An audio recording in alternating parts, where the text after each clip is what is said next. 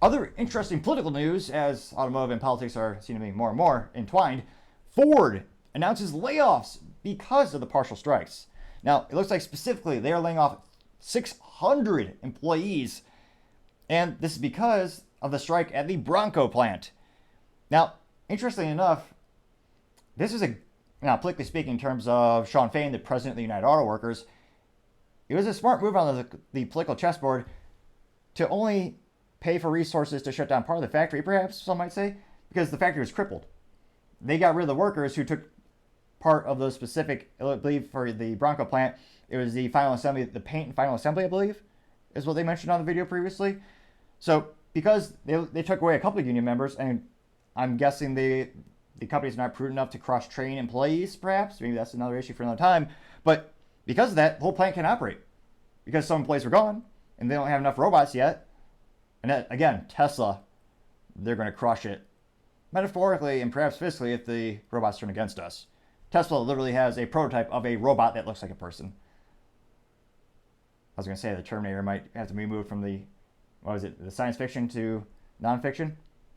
Hopefully not. Now, getting back to the actual current reality, tomorrow who knows what that might bring in terms of Terminators, but it looks like they're shutting down this, they're getting rid of 600 employees, because again, they can't pump out those Broncos.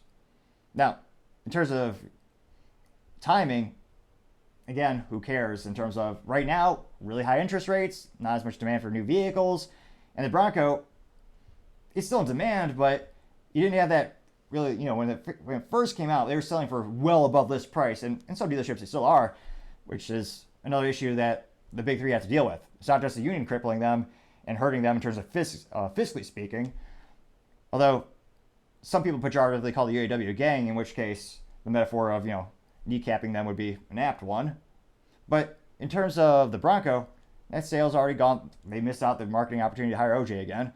But it's one of those things where, I say again, he was never an official spokesperson, but everyone saw the video of OJ and the Bronco and became a very infamous moment. But the Bronco, the heyday is already gone, the kickoff of that new product. Politically speaking, the best time for the UAW strike would have been right before the new product launch, which again, I know that wouldn't correlate with the contract that is expiring, which is the main reason it is the reason they're striking right now. But it is interesting to see some of the fallout as they're starting to shut down parts of the company. It'll be interesting to see. I was going to say, I'm not a financial advisor, I don't give financial advice, but I can't help but think the value of those used Broncos might go up depending on how long this strike goes, because it sounds like the new ones aren't going to be hitting the dealer lots anytime soon. So it'll be interesting to see.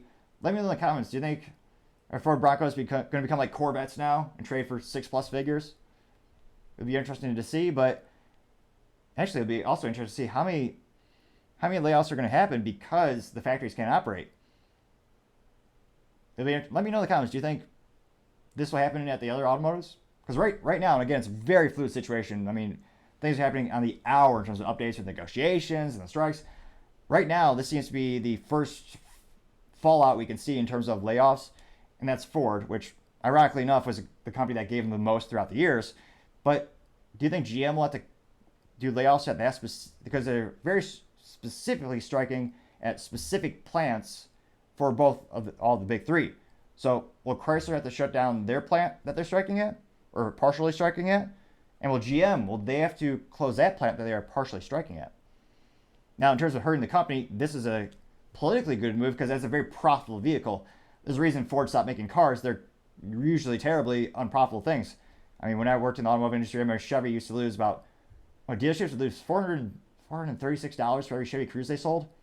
It was terrible, but when you build a car to a price point and it's a economic entry-level vehicle, that's what you do. And it's also one of those things where they would pray and hope they make money with financing, accessories, and the life cycle of the vehicle where, over time they'll need repairs, new parts. So in the beginning, it was more of a loss leader. So it'll be interesting to see, in terms of choosing next strikes, will they go after something like Cadillac or an assembly line of an SUV, which are much more profitable on average than cars? That's another interesting political move Shawn Fain will need to think about. He's the president of UAW. When he's thinking about where to put these strikes, where he can hurt the companies the most. It'll be interesting to see. Let me know. Do you think more layoffs will occur at those specific sites? Or will they be able to sustain a little bit longer? This is very quick, but it'll be interesting to see. of course, time shall tell. Thank you everyone so much for taking the time to tune in today. Also, I know we're trying to get to 4,000 subscribers by the end of September, so if you could click that button, I would greatly appreciate it. Also, don't forget to take the time to like and comment the video. I really appreciate your feedback, whether you're on the front line of UAW or in the corporate office at Ford. Your feedback makes the show much more interesting and is able to make me update the videos with even more data, and it really helps it, I think, make a better experience. And also, the feedback improves the show because thanks to the comments, I realized I need to actually work on my enunciation as well as my articulation and slowing down a little bit when I'm speaking. So together, we're going to make the show together that much better, and I greatly appreciate your participants. Also, don't forget to take the time to tell your family, tell your friends, tell your coworkers, heck, tell your enemies, tell anyone and everyone. Just stay safe and fight the good fight.